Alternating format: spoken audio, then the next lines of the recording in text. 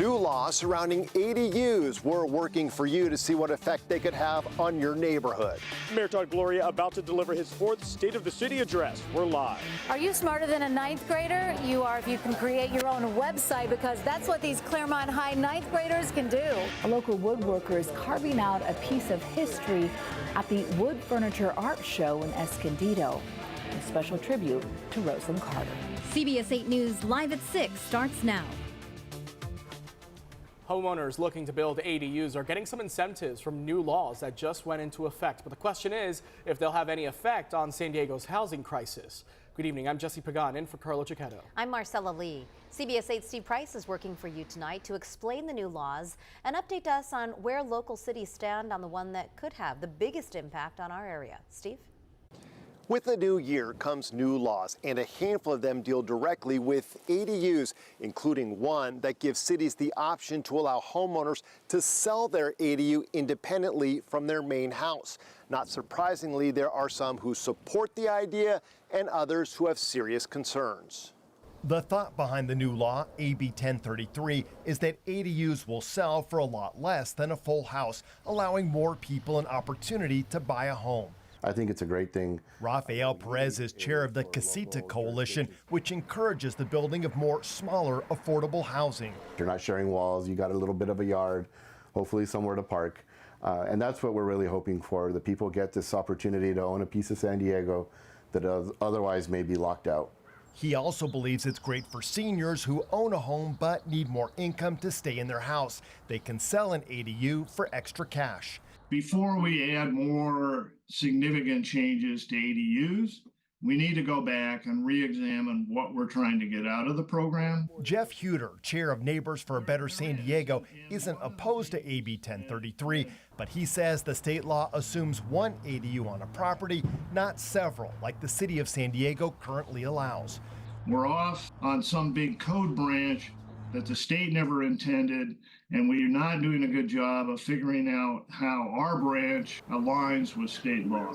Working for you, CBS 8 reached out to several cities, and so far, none have approved the sale of ADUs. San Diego seems to be the closest, telling us the mayor supports efforts to increase homeownership opportunities for San Diegans. At this time, city staff is evaluating the law for possible implementation. Most other responses were similar to Oceanside, which told us at this time the city of Oceanside is not considering any changes to our local laws in response to AB 1033. Another new law is AB 976, which allows homeowners to rent their ADUs. That was already allowed, but the current law was set to expire, and this extends it indefinitely. And the third new law is AB 434, which forces cities that have been slow to adopt ADUs to have plans in place by next year to accept them. While ADUs are a polarizing topic around our county, there is one thing everyone agrees on. They are not going to single-handedly solve our housing crisis. This is just plugging the leak and keeping it from getting worse, but to really fix it, we're going to need all housing types and all types of neighborhoods for all types of people. Working for you, Steve Price, CBS 8. Thanks, Steve. And here at CBS 8, we do want to help solve problems affecting you. If there's something you'd like us to look into, email us at workingforyou@cbs8.com. Near Lake Tahoe tonight, an avalanche has killed at least one person and injured one more. It happened around 9:30 this morning at the Palisades Tahoe Resort. In a statement, the resort says the avalanche tore through a section of expert ski trails. The Placer County Sheriff's Office says everyone else has been accounted for.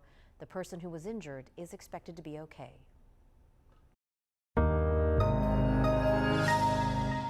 Quite the situation out there, and Chief Meteorologist Carlene Chavis has been keeping an eye on the system that's been moving through the area, and we're still kind of feeling some parts of it. You've been talking about the cold, the wind.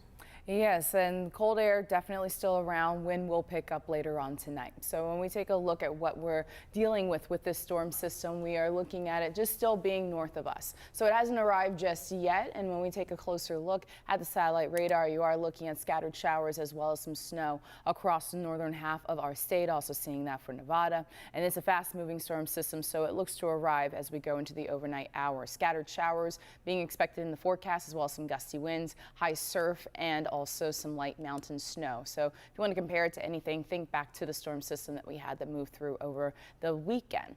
Now you're looking at some isolated showers around 1:50 in the morning, and then a little bit more on the heavier side around 6:10, mainly focused across the mountains when it does come to that heavier precipitation, but we could see a light shower around that time near Bonita. Then you're also looking at more activity, but it's going to be spotty, so about 7:45, even with that snow level coming down, a little flurry action near Mount Laguna, and seeing a light shower for Santee, and then everything clears out. So it's going to be a fast-moving storm system, so more of the focus with this one is going to be on the wind speeds picking up, the high surf right along our coast. When it comes to precipitation, maybe 1/10 of an inch for El Cajon, the same for Escondido, getting close to 1/4 of an inch for Poway, and potentially even for Ramona. So we'll go ahead and take a look at all those alerts that are in effect that are in connection to the wind coming up. Marcella, Jesse? Thanks, Carlene. We'll see you then. Right now, we are less than 30 minutes away from San Diego Mayor Todd Gloria giving his 4th State of the City address since becoming mayor of San Diego. CBS 8's Richard Allen is live inside the Balboa Theater where Mayor Gloria is scheduled to speak. Richard, what can we expect from tonight's address? Well, Jesse and Marcella, as you pointed out, this will be the mayor's 4th State of the City address. And as you can see behind me, the stage is set here. People are starting to take their seats. It gets underway in just about half an hour from now. We actually just got a copy of the speech. We know that the mayor is planning to address his strategy for tackling the homelessness crisis over the coming year and also talk about housing affordability. These, of course, are 2 hot-button issues that often go hand in hand. The mayor will also talk about his plans to increase public safety as well as invest in new infrastructure projects. Now, this address tonight is not only a chance for the mayor to deliver his blueprint for the future, but also discuss his accomplishments over the past year.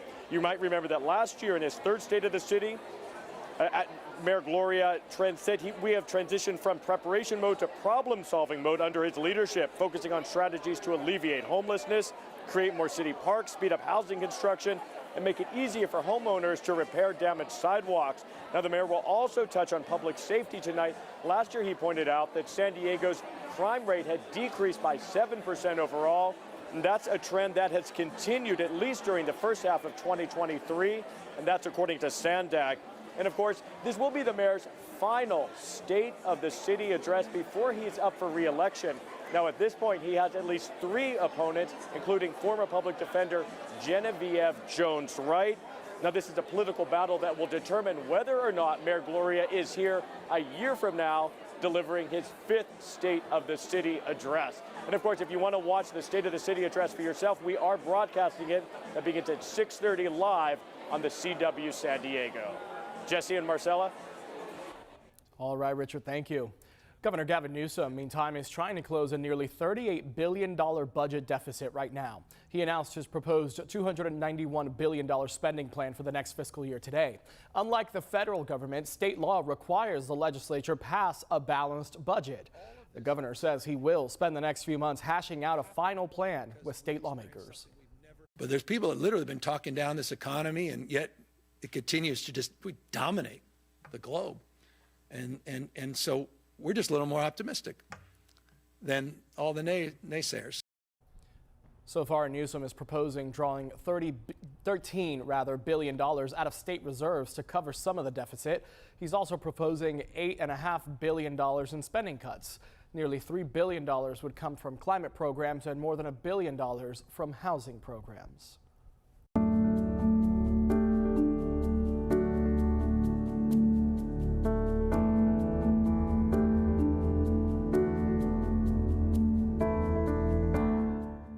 The 42nd annual Martin Luther King Jr. Parade is hitting the streets of downtown San Diego this Sunday at 10 a.m. And CBS 8 is working for you to get you everything you need to know ahead of the big celebration. Now, CBS 8's Kirsten Holmes is one of the announcers. She's live in downtown looking back at Dr. King's legacy and what's ahead. Kirsten?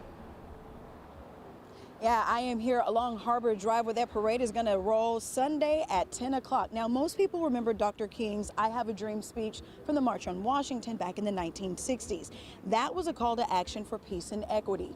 And Dr. King's legacy still lives on here in San Diego today. CBS 8 was there back in 1980 at Knox Elementary School where kids were honoring Dr. King. And we talked to organizers ahead of Sunday's parade about the legacy that lives on in San Diego today. He's a black civil rights king. He started boycotts on the bus so they could sit in the front. And he's a fine man, but he just had to leave early. He was a black man that had many dreams that everybody would be free. That's how students at Knox Elementary School remember Dr. Martin Luther King Jr., seen here on one of his trips to San Diego. I'm a junior economics major, Chinese minor, attending Morehouse College from Southeast San Diego. Ezekiel Rabb attends King's alma mater and is home on his winter break, excited for the MLK parade this Sunday. Martin Luther King was all about community activism. He was in the streets really marching with protesters, peaceful protesters at that, and fighting hate with love. I'm not only a role model, but I'm engaged with mentoring programs with young African-American males, going to college, going to trade schools, and whatever they want to do. Dr. Robert Walker is the president of the San Diego chapter of Alpha Phi Alpha Fraternity Incorporated. They're in charge of Sunday's parade, and they're the same fraternity Dr. King was a member of. Together as an organization, together as a community, we can make changes, and things can change. Dr. Martin Luther King started in 1960-something, but we are continuing it in 2024. I think every young black man goes through a journey. They get to a point where they get angry. They encounter racism. Andre Mitchell is also a member of Alpha Phi Alpha, and he says the grace Dr. King bestowed will forever be a part of his legacy. Hearing someone say, be nonviolent, love your enemy, love them, be nonviolent. You know, use the teachings of Christ. It's hard when you hear that as you're coming of age. The 42nd annual Martin Luther King Jr. Day Parade will take place Sunday morning at 10 a.m. right here in downtown San Diego. It starts on Harbor Drive and ends at the Embarcadero. More than 100 floats featuring local bands, high schools, all of your favorite community groups, all in one spot. Again, the fun starts bright and early Sunday morning at 10. We have this story and everything you need to know ahead of the parade, like parking, where to be. All of that is for you on our website, CBS8.com. Reporting for CBS 8, I'm Kirsten Holmes. Back to you. Thanks so much, Kirsten. Now, just 4 days away for people looking to get involved in the parade or even be in the parade. Is there still time? There is still time. They are definitely still looking for volunteers because the parade is bigger than it ever has been before. Just go to our website, CBS8.com, where we've posted links to everything you need to know. Thanks for breaking it all down for us, Kirsten. And before the parade, a 5K walk-in fun run will kick off at 9:30 Sunday morning. The starting line is at 1492 North Harbor Drive.